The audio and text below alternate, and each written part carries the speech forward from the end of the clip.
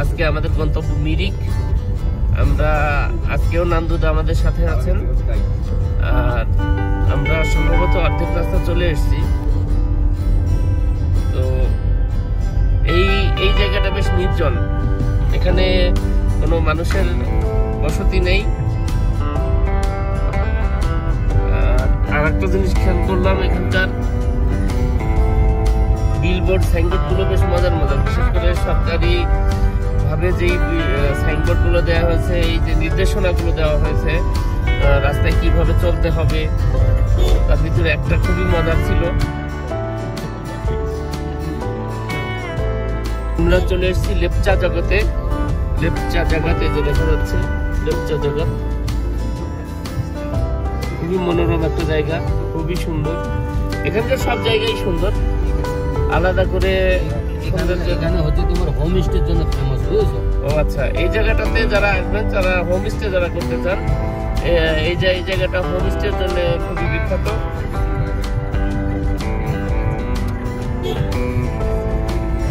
একটা ছোট গ্রামের মতন জায়গাটা।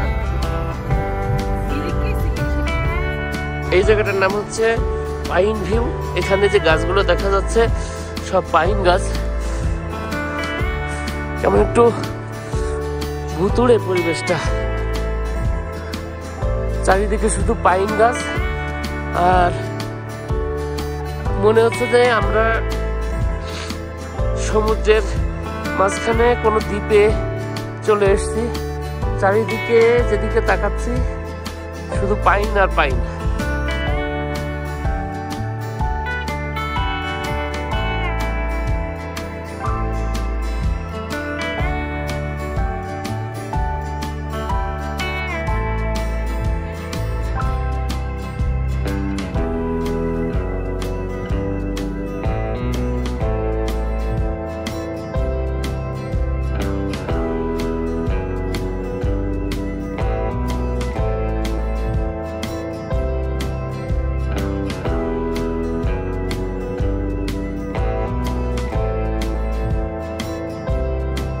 এটা দার্জিলিং এর একটা গ্রাম, গ্রামটার নাম কি বললে দাদা?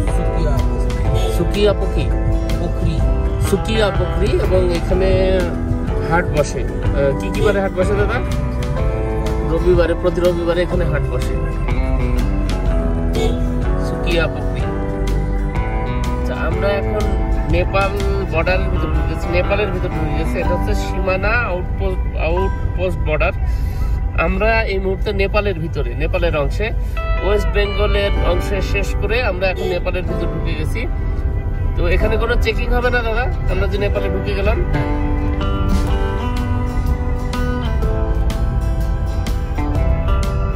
ও তাহলে নেপালের বাড়ি ঘর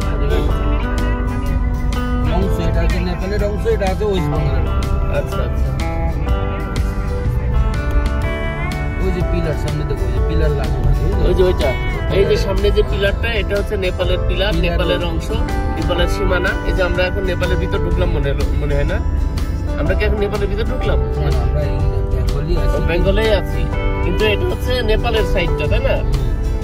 আচ্ছা, তো এটা হচ্ছে আমরা ওয়েস্ট বেঙ্গলের সীমানায় চলে এসেছি, নেপাল সীমানায়, ওয়েস্ট বেঙ্গলের শেষ প্রান্ত। এটা নেপাল সীমানায় চলে এসেছে, নেপাল বর্ডারে।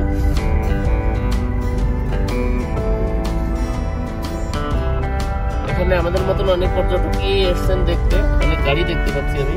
তো আমরা, আমাদের দাদা এখানে গাড়ি রাখছেন না, মিরিক নাকি দাদা? এটা না, এটা সীমানা আউটপোস্ট বর্ডার। এটা এখান থেকে ওই যে দূরে যেই বাড়িঘরগুলো দেখা যাচ্ছে, ওইগুলো হচ্ছে নেপাল, নেপালের বাড়ি।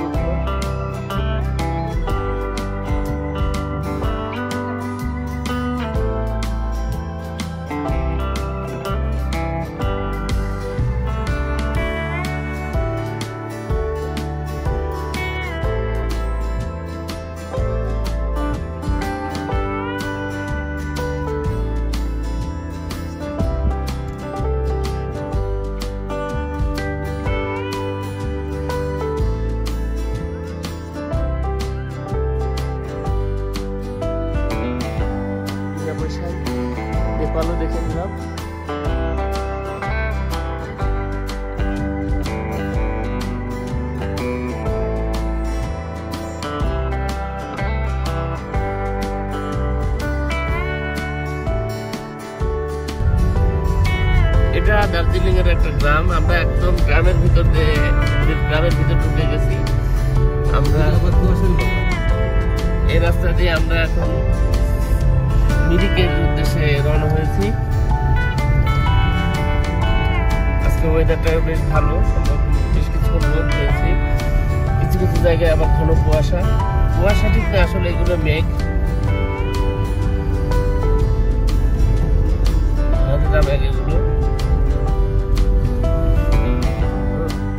গাড়ি থেকে আমরা নেমে এখন যে জায়গাটায় যাচ্ছি, আমরা যাচ্ছিলাম মিরিকের পথে।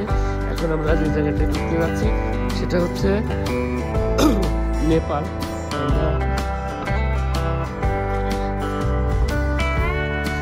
হাঁটতে হাঁটতে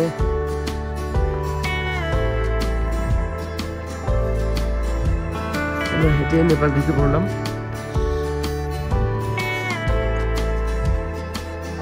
এই যে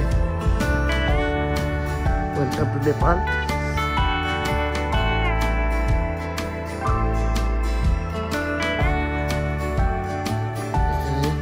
একটা বাজারের মতন দেখছি।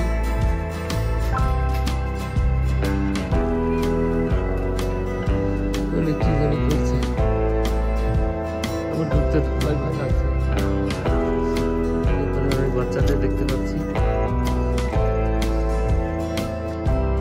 দোকানটা যে দেখতে পাচ্ছেন এটাও নেপালের ভেতরে।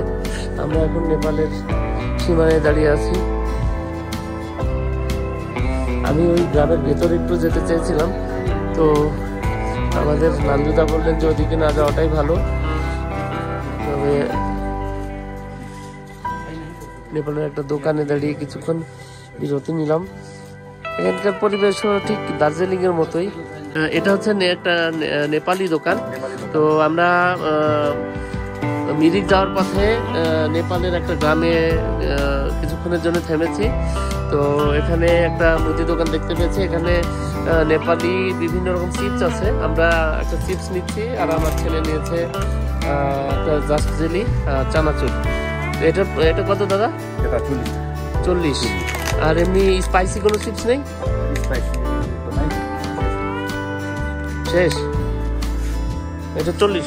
তাহলে 25 টাকার মধ্যে কিছু দিয়ে দিন দাদা, যাতে 100 টাকা হয়ে যায়। সরি, ওইদিকে আপনার কত হয়েছে জানি? আচ্ছা, ওইদিকে কত হয়েছে জানি আপনার? ওইদিকে হলো হচ্ছে একটা 60 টাকা, 60 rupee, 15 rupees, 10 rupees, 60, 15, 75, 85, and this one 25, 100 हो गए? नहीं, 100 से ज़्यादा हो गए।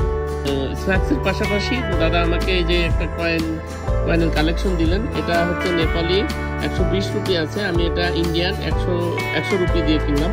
সুন্দর একটা কালেকশন, বাসায় আমার নিজের সংগ্রহের জন্য, আমার বাচ্চা সংগ্রহের জন্য রাখলাম। ধন্যবাদ দাদা। দাদা আপনার নামটা কি আছে? নরেন শেরপা দাদার দোকানে আমরা কিছুক্ষণ বিরতি নিয়েছিলাম। দাদা অনেক ধন্যবাদ, ভালো থাকবেন, নমস্কার।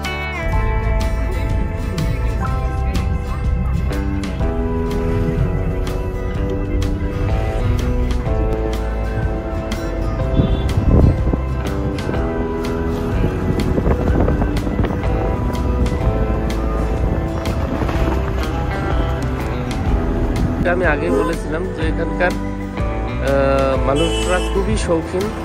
শহর কিংবা গ্রাম, সব বাড়ির সামনেই এরকম ফুলের বাগান দেখা যাবে,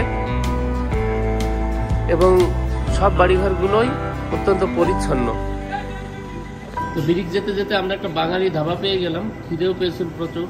এখানে মেনু দেওয়া আছে। তো আমরা এখন ভেজ কিছুই খাবো, যেহেতু জার্নি করতে হবে অনেকটা। ওদেরকে ইয়ে দিন, সবজি মানে ভেজ থালি দিয়ে দেন, ভেজ থালি। করেছিলাম একটু কিচেনটা দেখবো দিদিদের। দিদি আমাকে অনুমতি দিয়েছেন। দিদির এখানে কিছু খাবার প্রিপেয়ার করা আছে অলরেডি, মাছ, তারপরে ডিম,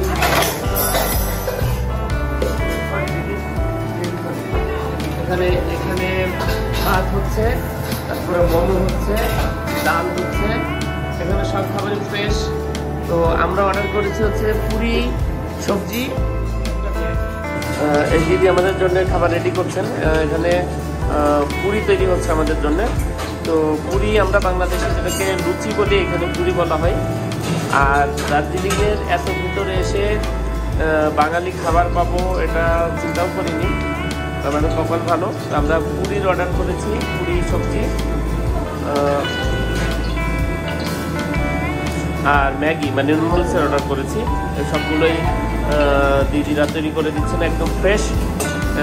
পুরীর সাথে আসবে এই যে এই তরকারিটা, ছোট্ট একটা ধাবা। এখানে এই 3 জন দিদি কাজ করেন আর খাবারগুলো একদম ফ্রেশ, একদম ধোয়া উঠছে খাবারগুলো থেকে এখনো।